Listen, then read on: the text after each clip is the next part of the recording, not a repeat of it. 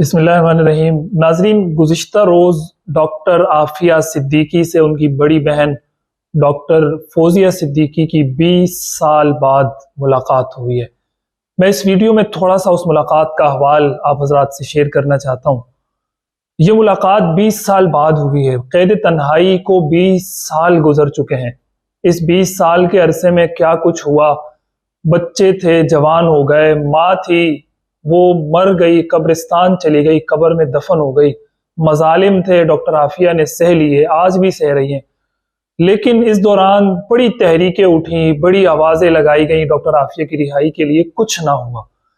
अब कुछ अरसा कबल सेनेटर तला महमूद और सेनेटर मुश्ताक अहमद खान, अल्लाह ताला इन दोनों हजरात को बहुत जज़ाए खैर अता फरमाए, इन्होंने दोबारा से एक तहरीक को बपा किया, एक आवाज़ को दोबारा बुलंद किया और एक सबील, एक रास्ता अल्लाह ताला ने बनाया कि डॉक्टर फौजिया सिद्दीकी को अपनी बहन से मुलाकात का कोई जरिया बन जाए। और इसके बाद ही अगला मरहला, अगला स्टेप शुरू होगा कि उनकी रिहाई के लिए कोशिशें तेज की जाएंगी। लेकिन मैं आज इस वीडियो में उस मुलाकात का अहवाल आप हजरात से शेयर करना चाहता हूँ जो दो बहनों के दरमियान 20 साल बाद हुई है। ये बड़ा दर्दनाक मंजर है। डॉक्टर फौजिया ने बताया है कि 20 साल बाद जो मेरी ये मुलाकात हुई, ये तकरीबन 2.5 घंटे जारी रही। लेकिन इस 2.5 घंटे मुलाकात की तरतीब कुछ यूं थी कि डॉक्टर आफिया और डॉक्टर फौजिया को आपस में एक दूसरे से गले नहीं मिलने दिया गया ना। उस पस मंजर को जरा अपने दिलो दिमाग में रखिएगा कि ये 20 साल बाद दो बहनों की मुलाकात है और बड़ी बहन की उस छोटी बहन से मुलाकात है जिसने 20 साल कैद तन्हाई में गुजार दिए, गले नहीं मिलने दिया गया। नंबर 2, डॉक्टर फौजिया को इस बात की इजाजत नहीं थी कि वो हाथ भी मिला सके अपनी बहन के साथ। नंबर 3, डॉक्टर फौजिया को इस बात की इजाजत नहीं दी गई कि वो डॉक्टर आफिया के बच्चों की तस्वीर उनको दिखा सकें कि आपके बच्चे उस वक्त इतने थे, आज वो जवान हो गए, इतने हो गए। नंबर 4, डॉक्टर आफिया को अपनी मां की तस्वीर की इजाजत नहीं दी गई इजाजत। नंबर 6, डॉक्टर फौजिया को इस बात की इजाजत नहीं दी गई कि वो बगैर शीशे के अपनी बहन को देख सकें। दरमियान में एक मोटा ग्लास, मोटा शीशा लगाया गया था, वहां से बातचीत का एक जरिया बनाया गया और इन दो बहनों ने आपस में बातचीत की है। डॉक्टर आफिया ने क्या गुफ्तगू की, ये चीज बड़ी वायरल रही सोशल मीडिया पर कि उनका जहनी तवाजुन वो खो बैठी हैं, उनकी दिमागी हालत ठीक नहीं है। लेकिन डॉक्टर फौजिया बताती हैं कि 20 साल बाद जब मेरी अपनी बहन से मुलाकात हुई है, उनका जहनी तवाजुन भी बिल्कुल ठीक है। हाँ, अलबत्ता उनकी जो कुव्वत समात है, सुनने की जो कुव्वत है, उसमें कदरे कमी है।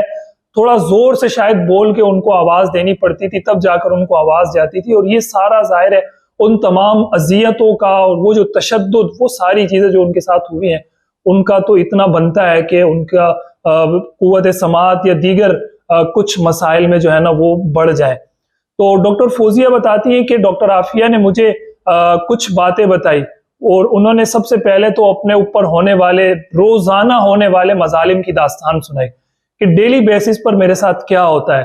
फिर अपने उस हमले की एक दास्तान सुनाई जिस हमले में उनके दांत टूट गए थे, जिस हमले में यानी डॉक्टर आफिया के सामने वाले सारे दांत टूट चुके हैं, डॉक्टर फौजिया बताती हैं।